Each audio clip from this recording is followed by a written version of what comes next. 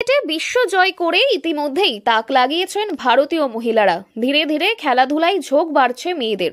এরই মধ্যেই সমাজের পিছিয়ে পড়া প্রায় 50 জন কিশোরী ও যুবতীকে নিয়ে ফুটবল টিম গড়ে নজির গড়েছেন দুর্গাপুরের ফুটবলার কোচ তীর্থ চট্টোপাধ্যায়। তীর্থবাবু দুর্গাপুর মহকুমায় খ্যাতনামা ফুটবলার ছিলেন একসময়। তার বাড়ি অন্ডাল থানার উখড়া গ্রামে। তিনি বর্তমানে ইসিএল এর কয়লা খনিতে চাকরি করেন, কিন্তু ফুটবলের প্রতি আবেগ তার পিছু ছাড়েনি। আর ওই আবেগ ও ভালোবাসা থেকেই তিনি গ্রামের কিশোর থেকে যুবকদের নিয়ে ফুটবলের একটি টিম গড়েন। তিনি বিনামূল্যে তাদের প্রশিক্ষণ সহ খেলাধুলার নানান খরচ বহন করেন।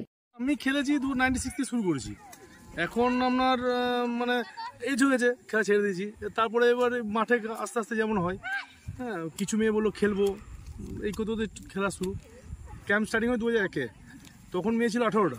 এখন মেয়ে দাঁড়িয়েছে 45-50টা মেয়ে, তার মধ্যে কিছু বাইরের মেয়েও আছে। তো এদেরকে নিয়ে খেলানো বা এরা কতটা আর্থিকভাবে স্বাবলম্বী? দেখুন, এদের আর্থিক স্বাবলম্বী নেই। মোজা থেকে মানে আপনার বুট পোষাও আমাকে কিনে দিতে হয়।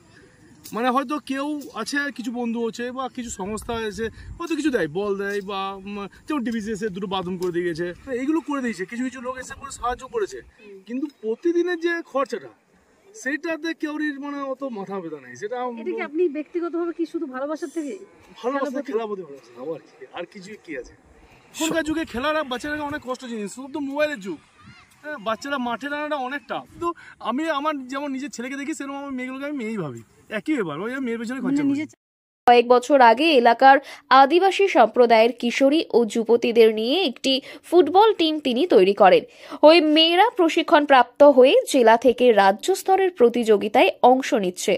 কেবল তাই নয়, বর্তমানে তার দলের মেয়েরা আন্তর্জাতিক স্তরের ফুটবল প্রতিযোগিতাতেও অংশগ্রহণ করেছে। তীর্থবাবুর দাবি, ক্রিকেটের পাশাপাশি মহিলা ফুটবলারদের সংখ্যাও বৃদ্ধি পাচ্ছে দ্রুত গতিতে। ফুটবল খেলায় ঝোঁক বাড়ছে মহিলাদের। তীর্থবাবুর কাছে কোচিং নিতে বর্তমানে দুর্গাপুর মহকুমা সহ বাঁকুড়া জেলার বহু আদিবাসী যুবতীরা আসছেন উখড়া এলাকায়। ভিন জেলার যুবতীদের জন্য গড়ে তোলা হয়েছে ফুটবলার ক্যাম্প। ওই ক্যাম্প নির্মাণ করে দিয়েছেন এলাকার শুভাকাঙ্ক্ষী এক ব্যক্তি।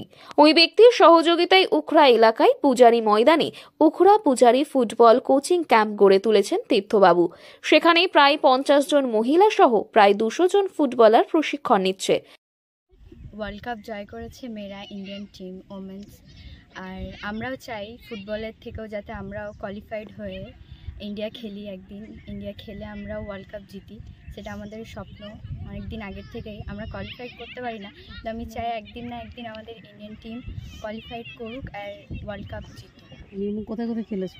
4 বছর খেলেছি, এখন ন্যাশনাল খেলেছি, ডিস্ট্রিক্ট 2বার খেলেছি, ন্যাশনাল 1বার খেলেছি। হ্যাঁ, যিনি কোচ উনি কিভাবে সহযোগিতা করে? স্যার প্রথম থেকেই সহযোগিতা করেন। প্রথম থেকে স্যার আমাদেরকে এ থেকে জেড পর্যন্ত শেখাচ্ছেন এবং পড়াশোনার দিক থেকেও আমাদের খুবই হেল্প করেন। যা পড়াশোনা যদি আমরা না দিতে পারি, স্যার দেন বুট, যত হোর্স, যত খেলার যে সমস্ত জিনিসগুলো লাগে সেগুলো স্যার আমাদেরকে এনে দিন। আমরা তো এত থেকে নেই যে আমরা সেগুলো দিতে পারি, তো স্যারই আমাদেরকে সেটা সহযোগিতা করে দেন প্রথম থেকেই। কলকাতা কন্যাশ্রী ক্লাব, দুর্গাপুর লিগ সহ আন্তর্জাতিক স্তরে স্কুল থেকে টুর্নামেন্টে অংশগ্রহণ করেছে বেশ কয়েকজন কিশোরী থেকে যুবতী। ইতিমধ্যেই 4 বছরে আন্ডার 14, আন্ডার 17 ও আন্ডার 19-এর মহিলার টিম গড়ে উঠেছে। কিন্তু পরিকাঠামোর অভাব রয়েছে। পাশাপাশি প্রায় সকলেই দুস্থ পরিবারের হওয়ায় পুষ্টিকর খাবার দাবারে অভাব রয়েছে ওই খেলোয়াড়দের। সরকারিভাবে মেলেনি এখনো কোনো সহযোগিতা। এরই মধ্যে তীর্থবাবু আগামী মঙ্গলবার ও বুধবার উখড়া পূজারী ফুটবল কোচিং ক্যাম্পের রেসিডেন্সিয়াল একাডেমির জন্য মেয়েদের ফুটবল ট্রায়ালের আয়োজন করেছে। রাজ্য জুড়ে মহিলা ফুটবলাররা অংশ নিতে পারবেন এখানে। ওই ট্রায়ালে যেসব মেয়েরা নির্বাচিত হবে সকলের সম্পূর্ণ বিনামূল্যে প্রশিক্ষণের পাশাপাশি থাকা খাওয়ার সুবিধা থাকবে। এইভাবেই তীর্থবাবু গ্রামাঞ্চলে পিছিয়ে পড়া মেয়েদেরও ফুটবলমুখী করে তুলেছেন। তীর্থবাবু ওই মেয়েদের নিজের কন্যা স্নেহে অক্লান্ত পরিশ্রম করে নিজ খরচায় প্রশিক্ষণ দিয়ে যোগ্য ফুটবলার গড়ার লক্ষ্যে এগিয়ে চলেছেন। দুর্গাপুর থেকে দীপিকা সরকারের রিপোর্ট, লোকাল 18 বাংলা।